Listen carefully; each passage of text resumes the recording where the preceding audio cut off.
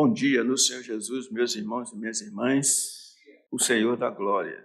Tudo bem? Com esse eco, parece que não está tão tudo bem assim. Tudo bem, meus irmãos? Tudo bem. Está melhorando. Meus irmãos, é um privilégio estar de volta, um privilégio poder estarmos juntos. Domingo passado, eu não tive condições de ir à casa do Senhor, estava doente. Tive tempo até para adoecer. E graças ao Senhor por estar aqui de volta. Estava com vocês, em certo sentido, vendo a transmissão, vendo o pastor Biratã fazendo uma síntese da síntese em 3 segundos. Achei muito legal, antes de impetrar a bênção. Mas é interessante tudo isso e a gente precisa sempre da graça do Senhor. Dona Lúcia está ali, bonita como sempre.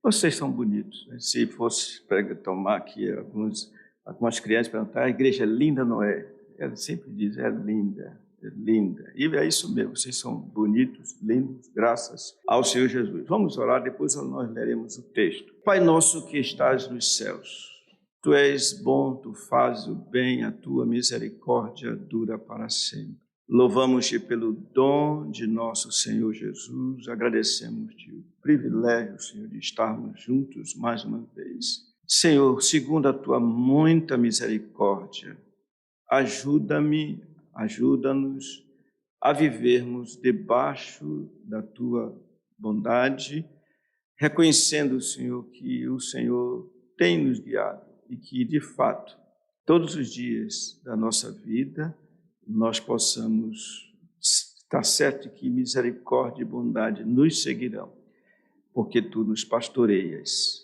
Perdoa os nossos pecados, dá-nos entendimento e abençoa o Teu povo onde quer que se encontre. Nós oramos em nome de nosso Senhor e Salvador Jesus Cristo. Amém. Meus irmãos, vamos então ler. Eu me lembro aqui, à medida que vocês vão para a Bíblia, para o primeiro livro de Crônicas, capítulo 29, nos dito, os historiadores, alguns deles, que Calvino tinha uma capacidade incrível. Ele não usava esboço, ele só usava o texto original, e então ele ministrava a palavra do Senhor. E passava muito tempo fora do lugar que ele estava. Mas quando ele retornava para aquela congregação, diz que ele dava continuidade exatamente no ponto em que ele parou. Quem dera, né? Essa comparação não faz sentido, mas a gente vai continuar. Ele não tinha a tecnologia que temos hoje. Hoje a gente abre, eu tenho agora o cuidado de colocar aqui, olha, sei no dia 1 e 8 que foi dado aqui, e já prontinho, dia 15, na verdade 15... no dia 5, né, melhor dizendo, do 2, o tema onde a gente parou. Mas a gente vai ler o texto todo, do capítulo 29, 1 Crônicas, a partir do versículo 10. Para que a gente tenha ideia melhor disso, lembre-se de 3 advérbios que temos usado quando diz respeito ao que aconteceu, do versículo 1 a 7, ou melhor, a 9, é retratado o que o povo fez, como o povo atendeu ao apelo do rei Davi, que por sua vez tinha sido magnânimo na doação, e ele então fez o apelo ao povo e o povo correspondeu. É assim que começa esse versículo 10, com a adoração de Davi ao Senhor. E 3 coisas nós vemos aqui que vocês já ouviram várias vezes e vocês sabem de qual. São 3 advérbios. Davi viu que ele e o povo contribuíram de maneira o quê? Voluntária. Outra maneira, de maneira abundante. E outra maneira, com toda alegria. Então são 3 advérbios. Voluntariamente, abundantemente e alegremente. Com isso em mente, nós leremos o texto. Acompanhe, por favor, versículo 10. Pelo que também Davi louvou ao Senhor perante a congregação toda e disse: Bendito és tu, Senhor, Deus de Israel, nosso Pai, de eternidade em eternidade. Teu, Senhor, é o poder, a grandeza, a honra, a vitória e a majestade, porque teu é tudo quanto há nos céus e na terra. Teu, Senhor, é o reino, e tu te exaltaste por chefe sobre todos. Riquezas e glória vêm de ti, tu dominas sobre tudo, na tua mão a força e poder, contigo está o engrandecer e a tudo dá força. Agora, pois, ó nosso Deus, graças te damos e louvamos o teu glorioso nome. Porque quem sou eu e quem é o meu povo para que pudéssemos dar voluntariamente estas coisas? Porque tudo vem de ti e das tuas mãos tu damos. Porque somos estranhos diante de ti e peregrinos como todos os nossos pais. Como a sombra são os nossos dias sobre a terra e não temos permanência. Senhor nosso Deus, toda esta abundância que preparamos para te edificar uma casa ao teu santo nome, vem da tua mão e é toda tua. Bem sei, meu Deus, que tu provas os corações e que da sinceridade te agradas. Eu também, na sinceridade do meu coração, dei voluntariamente todas estas coisas. Acabo de ver com alegria que o teu povo que se acha aqui te faz ofertas voluntariamente. Senhor, Deus de nossos pais Abraão, Isaque e Israel, conserva para sempre no coração do teu povo estas disposições e pensamentos. Inclina-lhe o coração para contigo. E a Salomão, meu filho, dá coração íntegro para guardar os teus mandamentos, os teus testemunhos e os teus estatutos, fazendo tudo para edificar este palácio para o qual providenciei. Então disse Davi a toda a congregação: Agora, louvai o Senhor vosso Deus. A resposta da congregação. Então toda a congregação louvou ao Senhor, Deus de seus pais. Todos inclinaram a cabeça, adoraram o Senhor e se prostraram diante ou perante o rei. Eu não quero ser tão repetitivo a ponto de ser desnecessário, embora é segurança para vós outros, disse o apóstolo Paulo, que eu vos escreva as mesmas coisas. É segurança.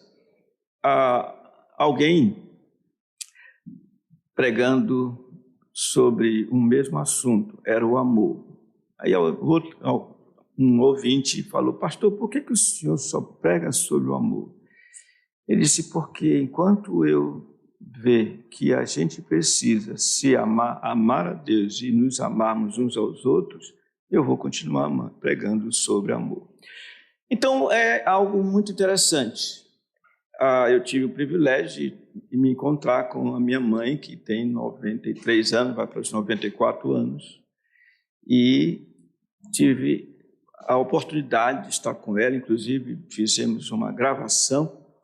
Ela é difícil de contar a história, mas dessa vez ela contou alguma coisa. O que eu preciso de saber e lembrar é que quando eu falar com ela, eu a tenha como ela é.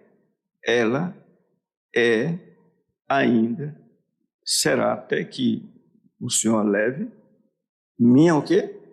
Mãe. Muitos de nós, filhos, sabemos. Se alguém perguntar, quem é essa senhora? Minha mãe. Mas no trato com a mãe, nem sempre nós fazemos de forma adequada. Da mesma maneira, é importante que nós estejamos ouvindo essas coisas, ouvindo. Eu disse, olha, nesse texto nós vemos como o povo e Davi, eles ofertaram de um modo que é agradável ao Senhor, em 3 sentidos. Primeiro, voluntariamente, depois, abundantemente e depois alegremente. Mas é aquele negócio, nós precisamos ouvir isso porque nós precisamos de chegar a esse ponto. E então nós tivemos a oportunidade de ver tudo isso. E o ponto que estamos vendo, na verdade, é que Davi pediu ao Deus da aliança que preservasse aquela integridade, a integridade de todos. Qual a integridade? Que dessem, doassem de coração. Ele disse, ele fala aqui, a partir do versículo 18, exatamente isso. Senhor Deus de nossos pais, Abraão, Isaque, Jacó, e Israel, que é Jacó, conserva para sempre no coração do teu povo estas disposições e pensamentos. Porque, de fato, irmãos, é graça do Senhor. De fato, irmãos, isso é algo muito ímpar. Permita-me falar desse ímpar. Em que sentido? É algo que você não vê na feira do produtor, você não vê nas outras feiras, você não vê em lugar nenhum, a não ser quando a graça do Senhor atua, fazendo com que o homem reconheça que tudo vem de ti e das tuas mãos tu damos. Isso nós temos experiência aqueles que recebem seus soldos no fim do mês, no final de cada mês, o que é que faz se não se acostumar? Recebe aquela quantia, mas vai seguindo. Mas o que devia fazer? Olhar para o olerite, né? Olerite, contra-cheque, e dizer assim, Senhor, tudo vem de ti, tudo vem de ti. E então nós damos o que vem de ti. É isso. Mas é algo tão especial que, apesar de terem agido assim, Davi insiste nesse ponto, dizendo para ele, conserva, versículo 18, conserva para sempre no coração, porque o Senhor se alegra das coisas que estão no coração. No coração do teu povo, estas disposições e pensamentos. E aí vem o que é mais importante da nossa vida cristã. É isso, inclina-lhe o coração para contigo. Domingo passado, só quem sabe aqui é quem estava dirigindo. Eu fiz 3 perguntas. Vocês não fizeram, eu fiz. 3 perguntas eu fiz no domingo passado. 2 delas foram expostas. A última não deu tempo. 3 perguntas. Vocês não fizeram. Alguns pouquinho fizeram, mas eu estava doente, mas não tão doente assim. E aí fiz as perguntas. Então eu pergunto, vocês têm alguma pergunta? Para a gente retomar onde a gente parou, etc, etc. Tudo bem? Uma pergunta, eu não vou dizer, vocês ouviram. A segunda pergunta também não vou dizer. Mas depois que eu vou encontrar o colega, eu disse, olha, aquelas 2 perguntas quem fez fui eu, colega. Ele quase dizia que fui eu, porque ele olhou, riu, viu, pastor? Ele riu e tal, e tal. Vocês lembram a pergunta? O ponto era assim, foi Salmo 126, né? Quando o Senhor restaurou a sorte do Senhor, do Sião. Excelente, eu gostei muito da mensagem. E uma delas é que ele dizia que o povo reagiu à ideia essa de forma inusitada. Não é inusitada. Quem lembra aí? Vocês não estavam aqui, não? Estavam. O senhor Rosenil, não adianta o senhor dizer que não estava, porque o senhor, se não estava, estava ligado lá. Mas o que eu quero chamar a atenção é o seguinte, irmãos, como a gente precisa ouvir as mesmas coisas. O que diz João 3,16? Enquanto não entendermos isso, nós precisamos ouvir João 3,16. Precisamos meditar em João 3,16, até que possamos dizer assim, nós amamos porque Ele nos amou primeiro. Então nós vimos, em outras palavras, vimos aqui a dupla preocupação do rei. A primeira tinha a ver com o seu filho, porque ele diz: "E a Salomão, meu filho, dá coração íntegro." E eu lembro que nós tomamos esse ponto aqui para dizer como é importante que os pais olhem para os seus filhos e busquem para os seus filhos o que é de mais excelente. Não é a questão acadêmica. É importante a questão acadêmica? Não é a questão profissional. É importante? Não é a questão de status. É importante status? Sim, mas o que é mais importante é que os filhos aprendam o que é integridade. E como é que eles vão ver? Diferentemente de um homem que na igreja estava com seus filhos, e então ele parece entregar a oferta. E o filho viu que não estava de acordo com o que ele fazia no dia a dia em casa. Ou seja, aquela pessoa não tinha um coração íntegro. E o filho cobrou isso. Espera aí, papai diz uma coisa na igreja, mas em casa é diferente. Então, não havia harmonia entre o discurso e a conduta. Vocês estão entendendo o que eu estou falando? É isso que ele requer. Dá a Salomão, meu filho, coração íntegro. E então, vemos esse lado importante do que diz respeito ao texto aqui, que fala de como Davi se alegrou diante do Senhor pelo que aconteceu, mas ele queria que houvesse uma continuidade, ou seja, que houvesse perseverança. E é exatamente na perseverança de Deus é que nós perseveramos. Por isso é que ele está aqui, pastor, perseverança. É por isso que ele está aqui instruindo o povo, porque isso aqui é didático também, daquilo que ele está fazendo, que é o de melhor, coração íntegro de forma contínua. Dá a Salomão, meu filho, coração íntegro. Para quê? Para guardar os teus mandamentos, os teus testemunhos e os teus estatutos. Irmãos, todos nós, eu imagino que todos nós, sabemos o que é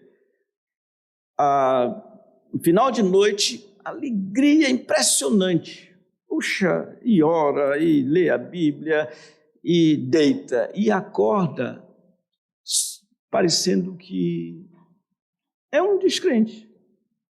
Alguma coisa mudou durante a noite, que a pessoa já não está mais com aquele ímpeto, não está mais com aquela devoção, não está mais com aquela animação, não está mais ouvindo e respondendo ao que o salmista diz: alegrei-me quando me disseram, vamos à casa do Senhor.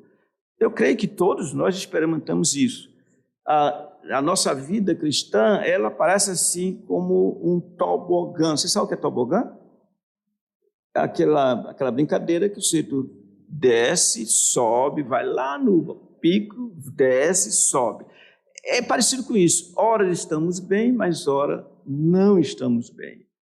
Então é necessário essa oração.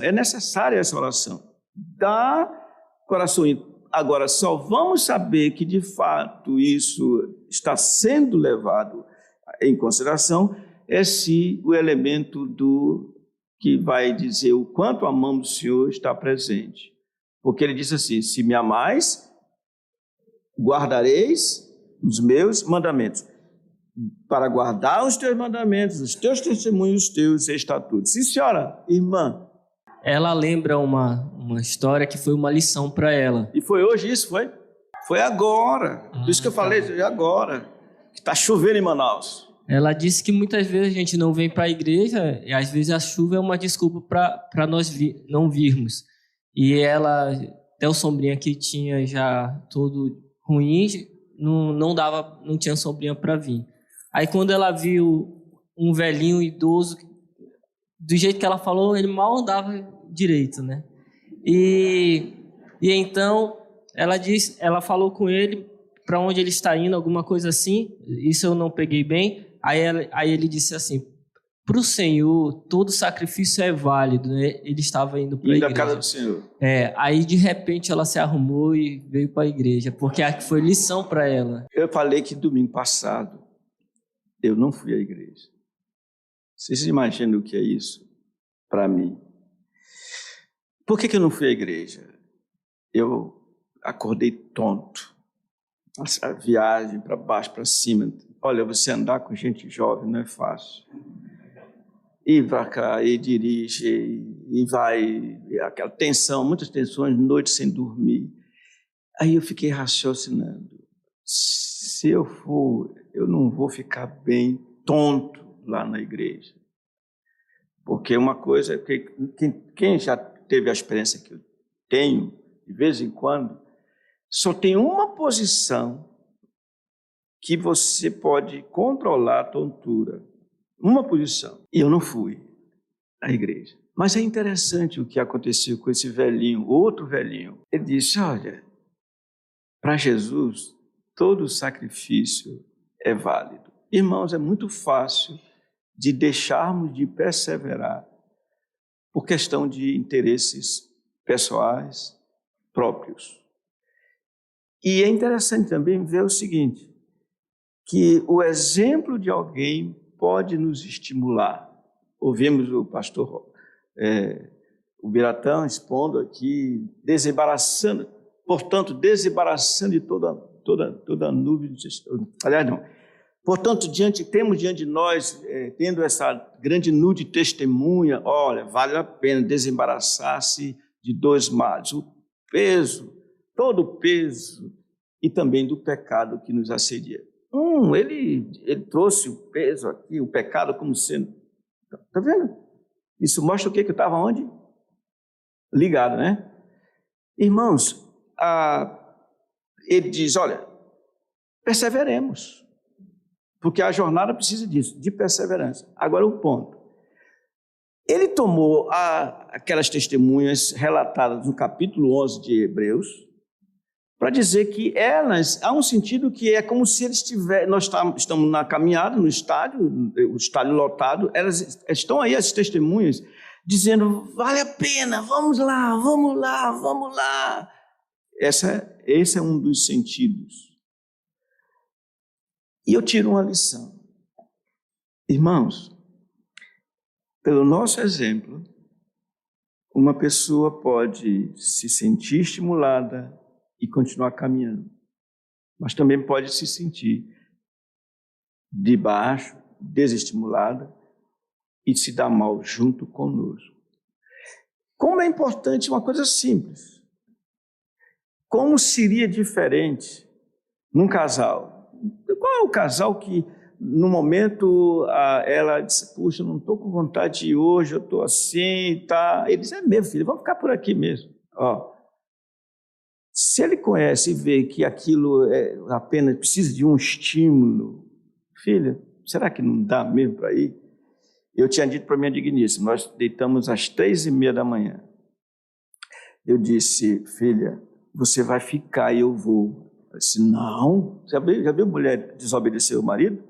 Ela disse, não, eu vou também.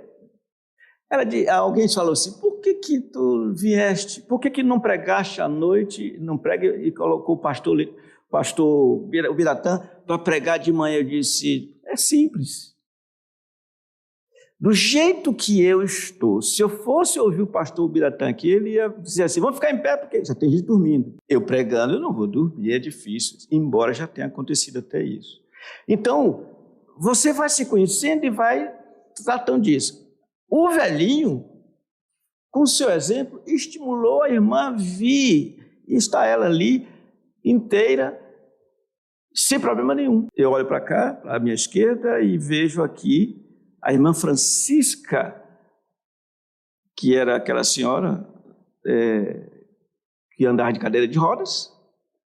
Ela tinha um problema crônico, dores ela sentia muito, muitas dores, e ela disse, em uma certa ocasião, quando foi indagada, irmã, por que a senhora vem com tantas dores? Ela disse, meu filho, se eu não vier, eu vou sentir dor em casa.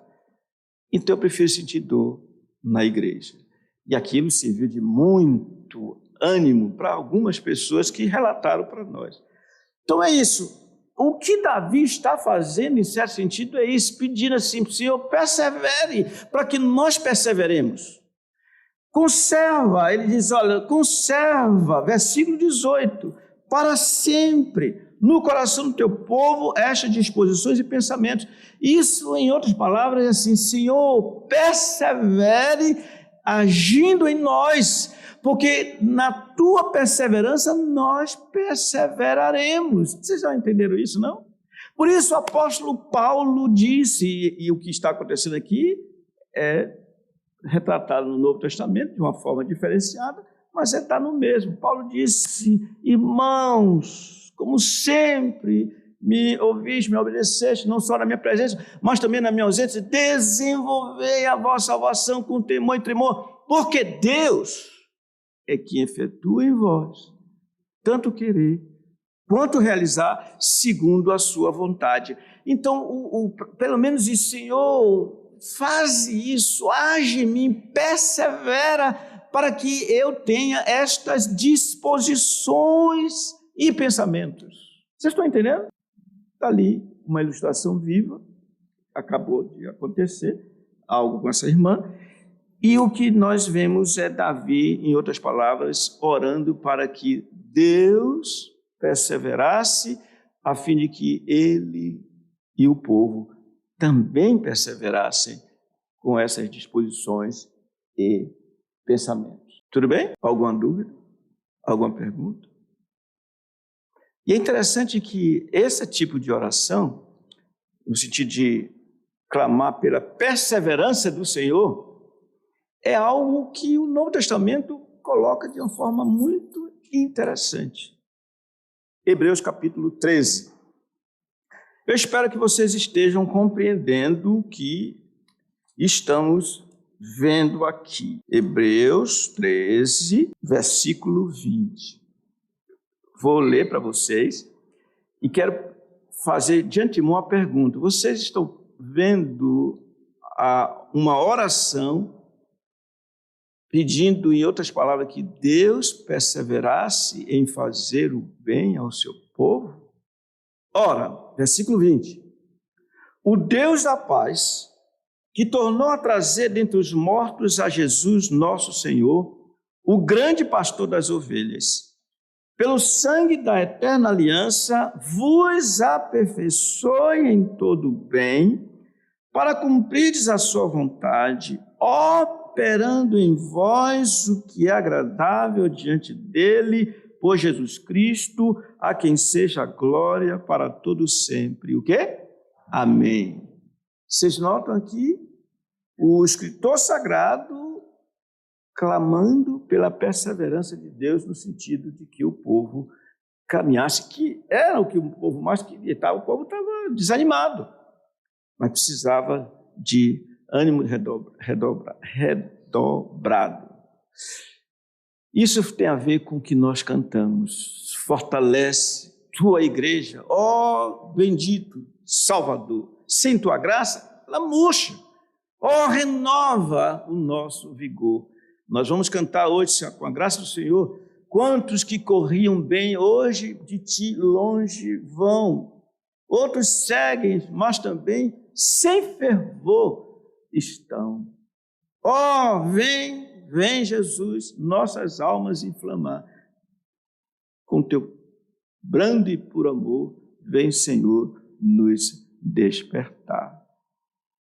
Alguma dúvida? Tudo bem, senhora Bárbara? Então, essa é a oração de Davi, para guardar os teus mandamentos, ou seja, que perseveremos nisso, em guardar os mandamentos do Senhor, os teus testemunhos. Por quê? O Senhor Jesus disse, se me amais, guardareis os meus mandamentos.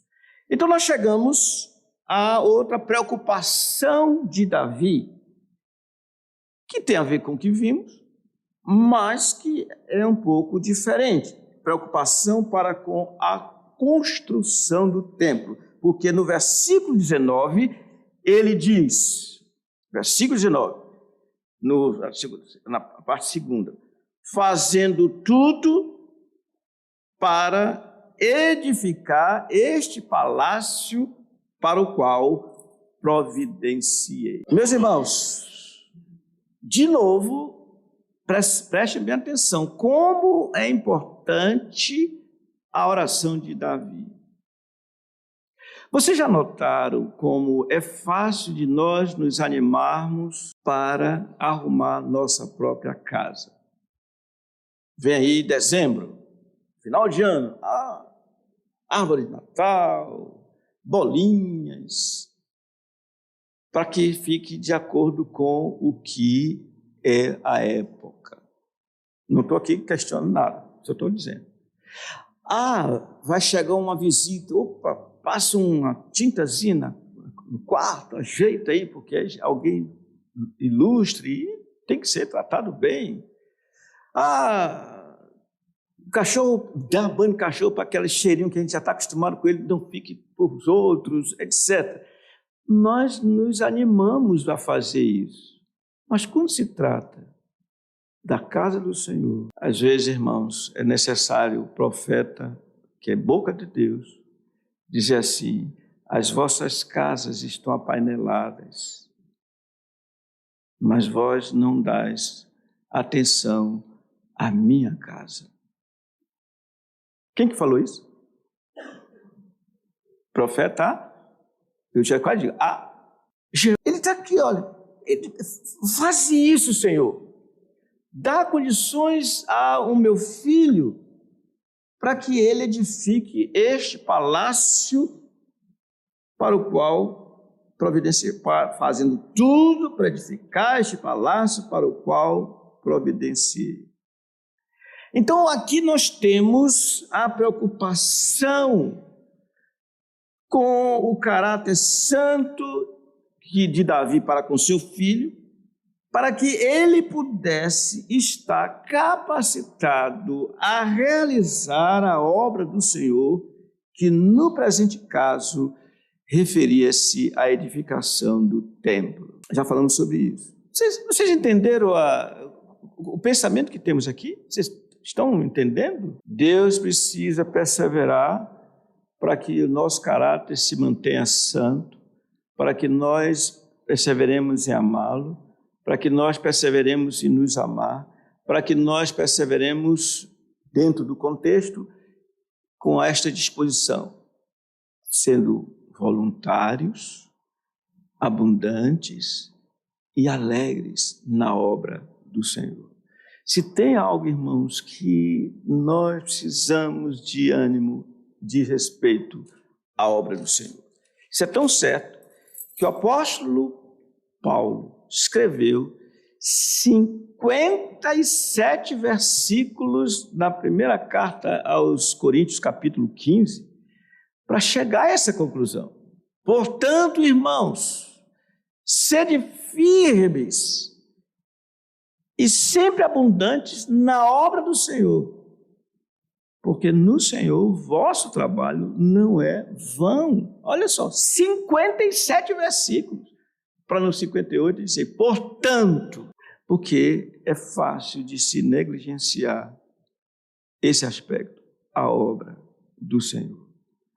Meus irmãos e irmãs, quem me conhece, e eu falo isso com temor, quem me conhece e já andou comigo, anda comigo, sabe que eu faço tudo o que é possível para construir pontes. O que é uma ponte? Ponte é um artifício, é um meio para unir duas situações. Você está de um lado do rio, para você ir para o outro lado. Se você não vai de barco, se você não vai nadando, você pode fazer uma ponte. E para que nós cumpramos o ide do Senhor, toda a autoridade me foi dada no céu e na terra, ide, portanto, fazer discípulos de todas as nações, é necessário que nós façamos pontes. E esse fazer ponte tem a ver com isso. Ora, a obra do Senhor.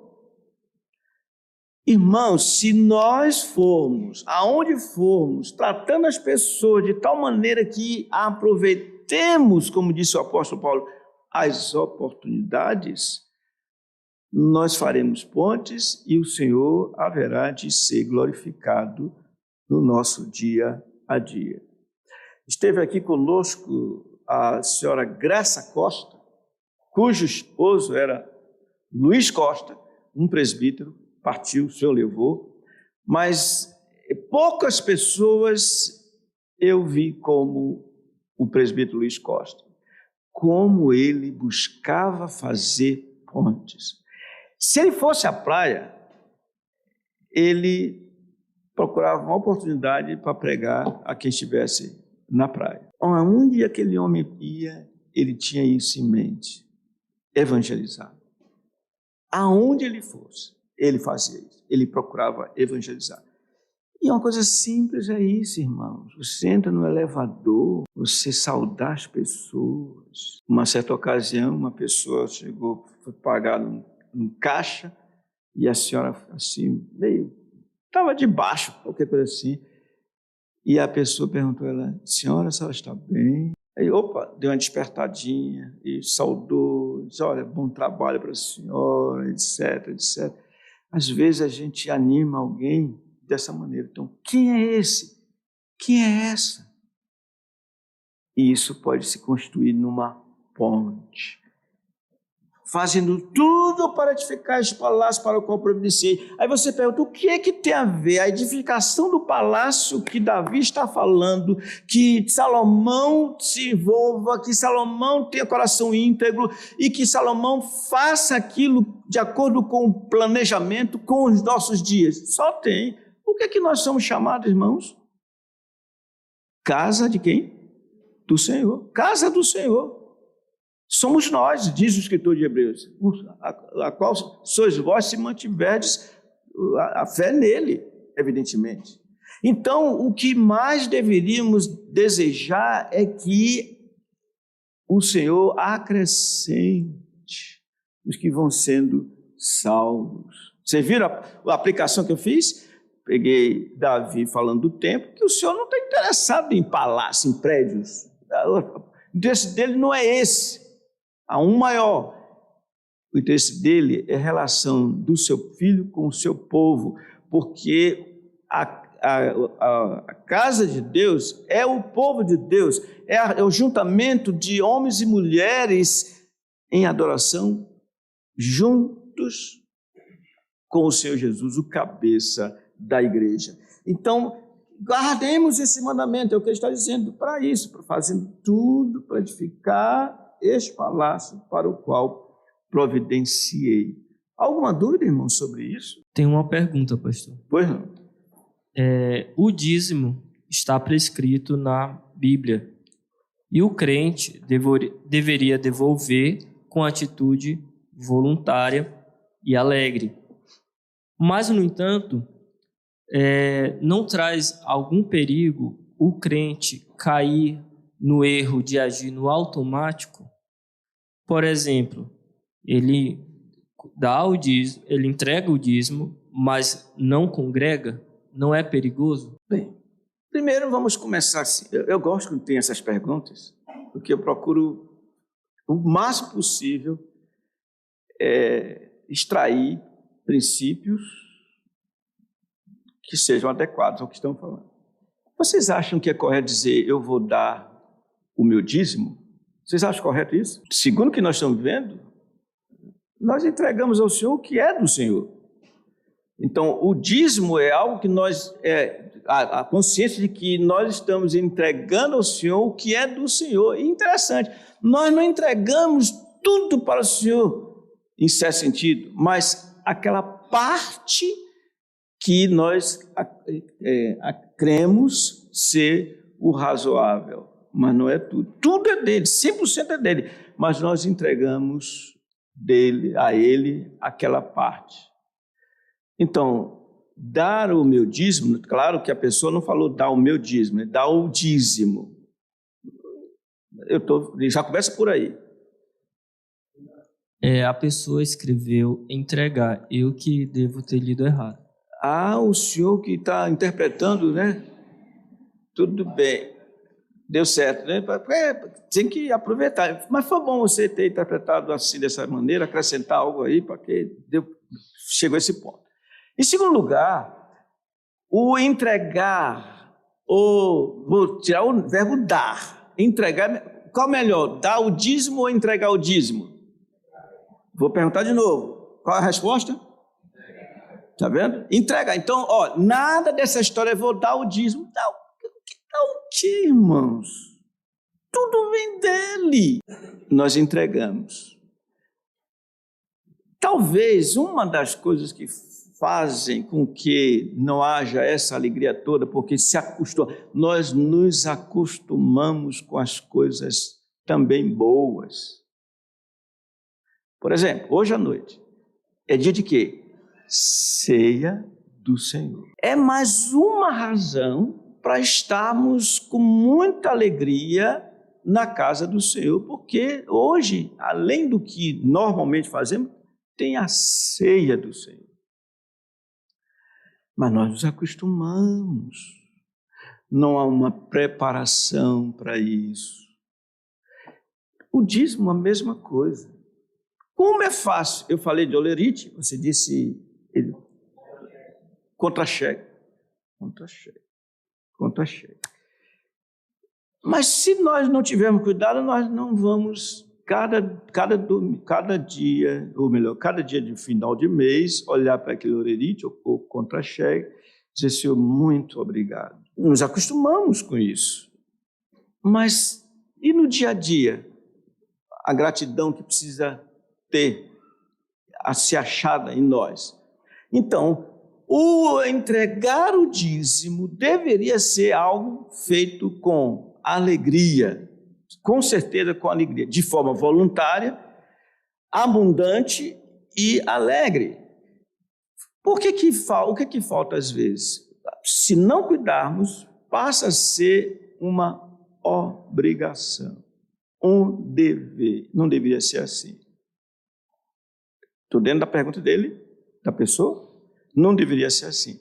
Deveríamos estar bastante alegres. Afinal de contas, o Senhor nos deu condições para devolvermos, entregarmos a Ele aquilo que pertence a Ele e somente a Ele. Tudo bem? Tem mais alguma pergunta? Ele está falando a expressão que o senhor utilizou, que tudo é dele, né? Então não seria mais adequado, ao invés de falar entregar, mas sim a palavra devolver o dízimo? Eu gosto muito do senhor.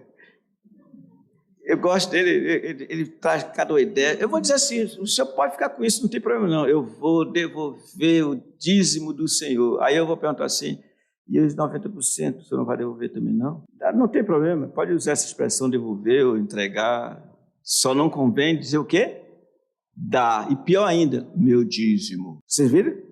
Tudo bem? Outro? Faça aí. Está fazendo. Você até sabe quando está fazendo, né? Os dedinhos lá, você vai perceber, né? Certo. Vai dizer aí a parte logo. Não tem não?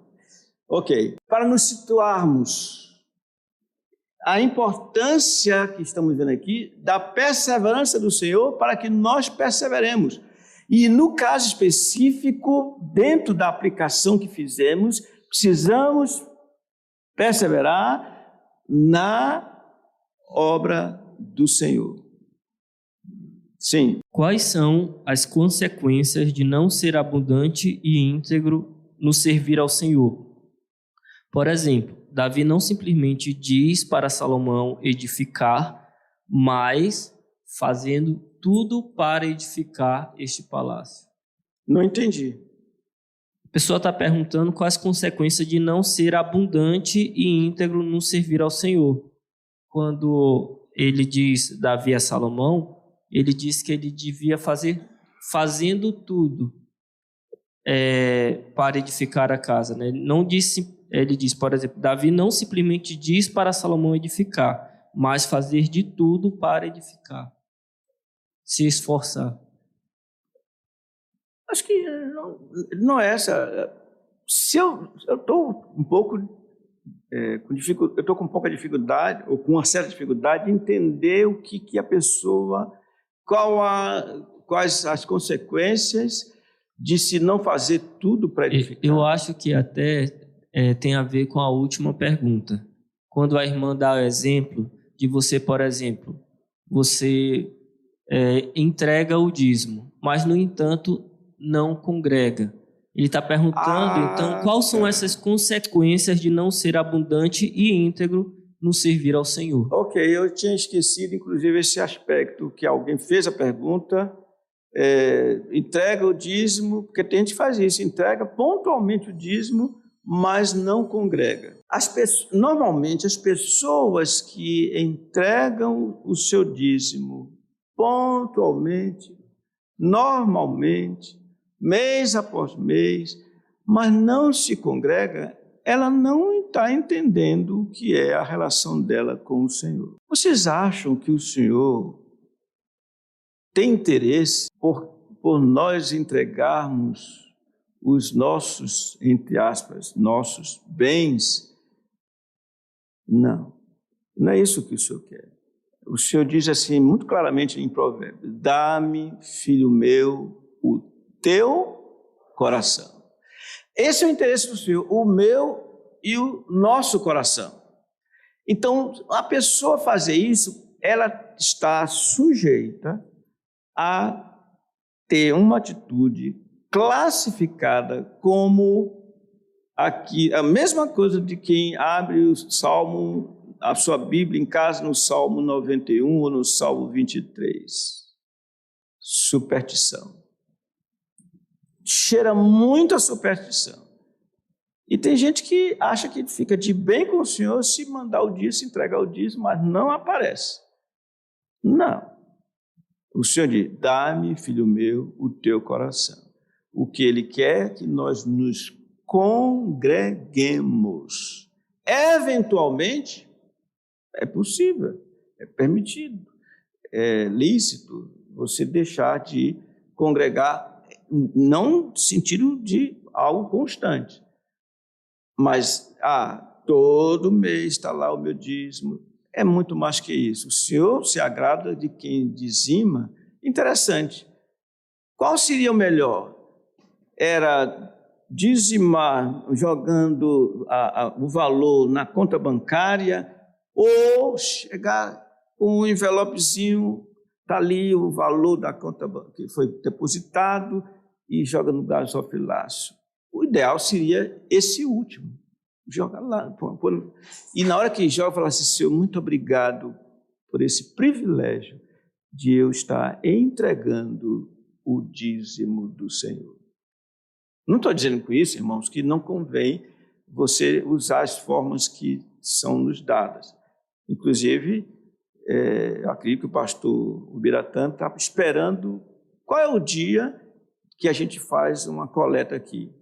Ainda não, você vai ver aqui todo dia, só se eu ficar ali na frente olhando a vida dos outros, aí você vai ver o pessoal depositando. Mas não tem isso, não. Eu acho que nós estamos lidando com pessoas com a cabeça no lugar. Tudo é do Senhor. Então, tem um momento e é só reservado. Ali é você e ele e pronto. Então, não tem não, pastor. Agora, isso não nos dá direito de criticar quem faz assim, porque não faz sentido, irmãos. Cada um faz como acha que deve fazer nesse caso. Estou falando em termos de igreja, né? Tudo bem? Sumariando, para que nós possamos concluir. Vejam, Davi, diante do impedimento que tinha, porque o Senhor não queria que ele fosse o executor daquela obra. Razão, porque ele se envolveu em muitas guerras. E disse quem faria isso era Salomão, seu filho. Ora, o Senhor havia dito: Salomão vai fazer isso. Isso é uma afirmação do Senhor? Está lá afirmado, seu filho vai fazer. Mas mesmo ele sabendo que o Senhor dissera que Salomão haveria de construir o palácio, o templo ao Senhor, mas mesmo assim ele ora ao Senhor para que o Senhor perseverasse de modo que Salomão, porque não se faz a obra da noite para o dia, começasse e concluísse, que ele tivesse essa disposição. Tudo isso, fazendo tudo, porque não é fácil construir não, fazendo tudo para edificar este palácio, e ele diz, para o qual o providenciei. Interessante, para o qual providenciei. Davi entregou não só a planta ou as plantas, os projetos para o seu filho Salomão, como já deixou tudo lá com ele, no sentido dos recursos para que fosse a obra executada. O que acontece em termos de aplicação disso para nós? Quem providenciou, irmãos, tudo para a nossa salvação? Deus o Pai planejou. Quando? Na eternidade. Está aí o projeto. Mas precisava de o executor. Não foi Deus o Pai que executou. Foi o seu filho. E olha o que ele disse ao seu filho, que seria o executor. Pede-me, e eu te darei as nações. Pede-me. O que ele está querendo dizer com isso? Que nações são essas? Há um sentido que é os eleitos de Deus que seriam salvos. Ora, Deus disse, pede-me, eu te darei as nações pelo filho. E foi o que o filho fez. E olha, vai para João 17, e você vê o clamor do Senhor Jesus como sacerdote, o sumo sacerdote, em favor dos seus filhos. E ainda disse assim, em favor dos crentes, não oro somente por esses, mas também por aqueles que hão de crer em mim por intermédio dos apóstolos, da sua palavra, dos 11 apóstolos que estavam ali. Orou, intercedeu até mesmo pelos os últimos crentes que ainda viriam. E quem é esses crentes? São aquele povo que, junto com o filho como cabeça, se constituem em casa do Senhor, ou na casa do Senhor, casa de oração. Vocês percebem que privilégio nós temos, meus irmãos e irmãs? Sempre que vamos à casa do Senhor, sabendo que Ele está presente, nós estamos tendo um grande privilégio. Que ouçamos a voz do velhinho, o velhinho que disse a uma quase velhinha, eu faço tudo para servir o meu Senhor Jesus. Faço tudo. Não é qualquer coisa que vai me abalar. Eu faço tudo, disse o velhinho. Então, irmãos, não só agora, mas todos os dias que ouçamos, alegrei-me quando me disseram, vamos à casa do Senhor. Vamos orar ao Senhor, nosso Deus, nesse momento, irmãos e irmãs. Bondoso Pai Celeste, muito obrigado pela Tua palavra que é viva e eficaz. Muito obrigado pelo Teu amor que está em Cristo Jesus, nosso Senhor. Muito obrigado pelo que temos ouvido. Senhor, pedimos, persevera em fazer em nós aquilo que o Senhor programou, planejou antes da fundação do mundo. Que andemos nas obras que o Senhor mesmo estabeleceu. Ajuda-nos, Senhor, a fazermos a Tua vontade. E fazermos isso com alegria. Fazermos isso com entusiasmo que só o Espírito do Senhor concede. Perdoa os nossos pecados. Nós oramos em nome de nosso Senhor e Salvador Jesus Cristo. Amém.